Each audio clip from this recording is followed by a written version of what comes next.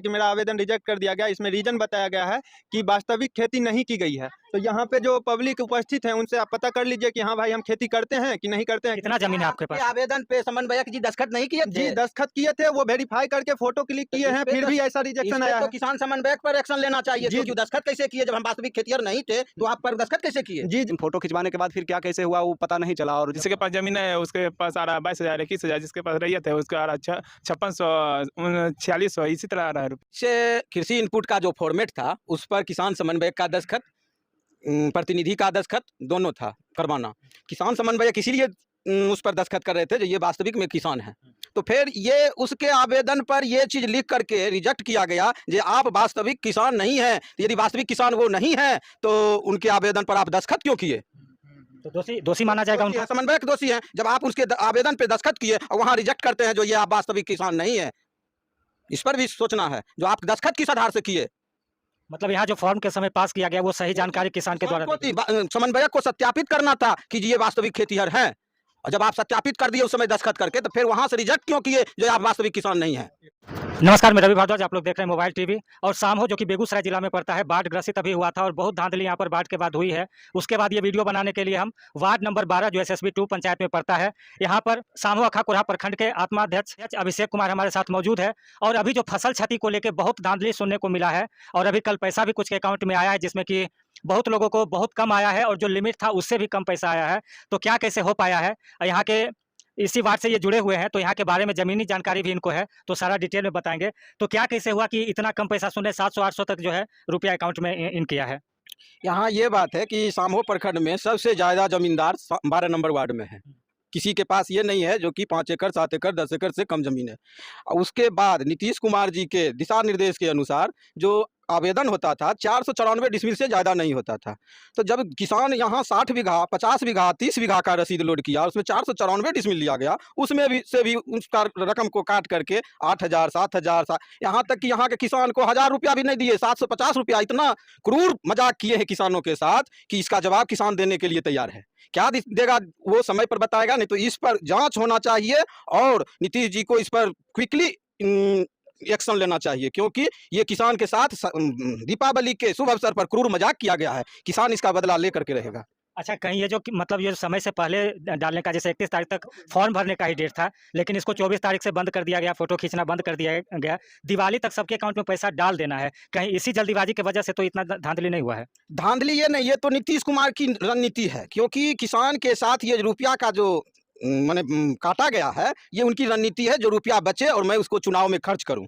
और सिर्फ जनता को दिखाने के लिए जो हम दिवाली के शुभ अवसर पर इतना रुपया दे रहे हैं, इतना रुपया दे रहे हैं, और किसान के साथ ये जो क्रूर मजाक हुआ है ये बहुत निंदनीय है। इसके लिए वो सोचें जिसका फल क्या होगा।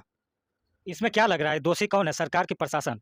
सरकार दोषी है। सरकार के दिशा निर्देश पर प्रशासन किया है, सरकार नहीं। सरकार जब बोल दिया 494, सरकार क्यों नहीं रणनीति बनाया कि गैर रैयत और रैयत को कितना देना है, गैर रैयत को कितना देना है। जब रैयत यहाँ पर जमीन लोड कर दिया है तो उसका जमीन उड़ गया, कौवा खा गया। और जो गैर रैयत सिर्फ दस्तखत कर दिया 494 पर, तो वो गैर रैयत हो गया। इसका क्या सबूत है जो गैर रैयत है और रैयत है?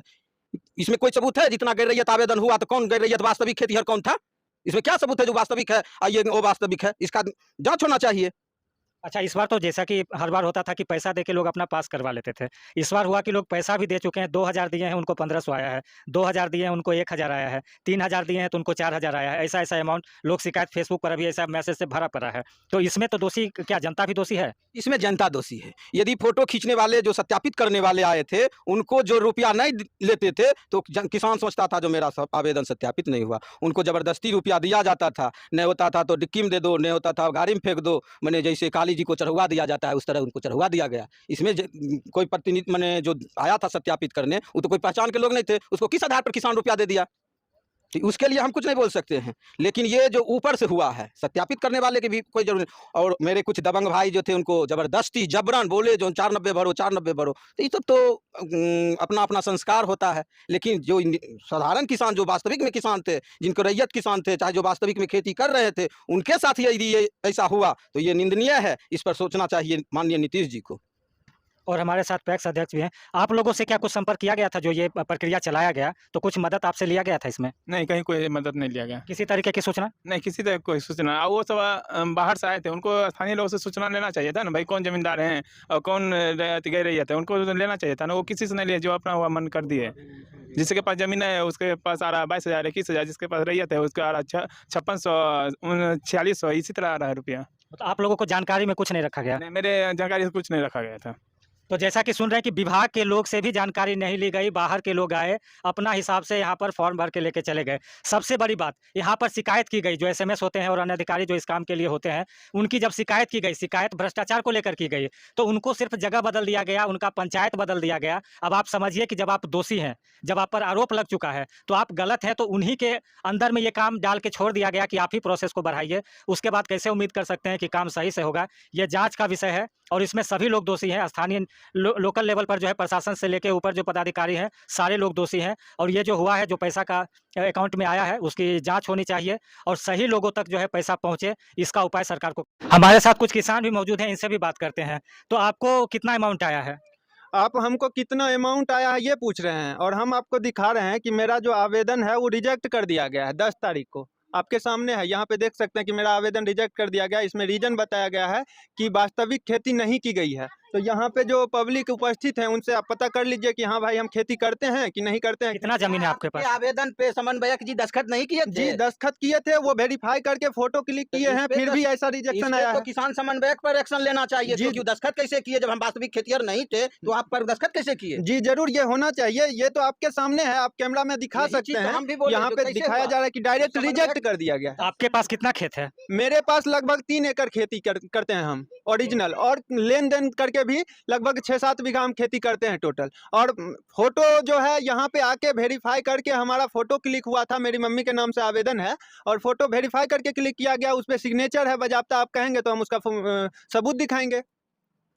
फिर भी हमारा आवेदन में लिखा हुआ है कि आपका वास्तविक खेती नहीं होने के कारण जो है आपका फॉर्म रिजेक्ट कर दिया गया है, और 10 तारीख को ये रिजेक्शन हो गया है। यहाँ पे पूरा धांधली चला है, हम एक भी रुपया घूस नहीं दिए, जिसके वजह से मेरा रिजेक्ट हुआ। और लोग वहाँ पे घर पे जाके, डेरा पे जाके 2000 4000 जिसको जितना समझ में आया मनमानी किए, और 400 डिसमिल 450 डिसमिल तक भरवा कर 26,000 27,000 रुपया भी लोगों को आया है। और मेरा फॉर्म तक मतलब 1000 भी आप नहीं कर सकते। आप ये क्यों पूछ रहे हैं कि आपको कितना आया? मेरे को कुछ भी नहीं है, फॉर्म ही रिजेक्ट हो गया है। अच्छा, आपको क्या कितना अमाउंट आया है? 6100 रुपया आया है। 6100। कितना खेत है आपके पास? जबकि खेती 4 बीघा अपना है और 2 बीघा खेती बट्टेदार का करते हैं। तो जिसमें कि 494 डिसमिल मैक्सिमम अमाउंट सरकार के द्वारा निर्धारित किया गया था कि आप मैक्सिमम उतना अमाउंट, उतना रकबा का ही आप फॉर्म भर सकते हैं। तो 494 एकड़ का भरा, जिसमें कि रैयत और गैर रैयत दोनों मिला के भरा गया। जबकि अब पास क्या हुआ नहीं हुआ, इन फोटो खिंचवाने के बाद फिर क्या कैसे हुआ वो पता नहीं चला। और जब कल धनतेरस था, कल शाम के 6 बजे के समय 6100 रुपया अमाउंट पर आता है। जबकि फसल लगाने में आप सोचिए कि 6 बीघा अगर खेती करता है किसान, तो उसको कितना रुपया खर्च जोत से लेके बीज तक में लगता है। डूबने का तो बात अलग है कि डूबने का क्या कितना फसल था, किस लायक था, डूबा, उस अनुसार से क्षति दिया जाता है। लेकिन किसान जो खेत जोतने में और बुनने में लगाते हैं, उसका पैसा भी उनको रिकवर नहीं हो पाता है, ताकि वो इस बार अगले फसल को बो सकें। तो इसमें बहुत सारे किसान को, हमारे बगल के ही कई किसान हैं जिनको 2200 आया है, जबकि वो 2000 दे चुके हैं अगले आदमी को। समन्वयक हों या जो भी हों, इसमें इसका विचार किया जाए। और जो वास्तविक खेतिहर हैं, जो वास्तविक में हर साल खेती करते हैं, जिनके बदौलत पर ये सभी लोग अनाज, सबके पेट में अनाज जा पाता है, उनको वास्तविक वो उनका हकदार हैं, उनको मिलना चाहिए।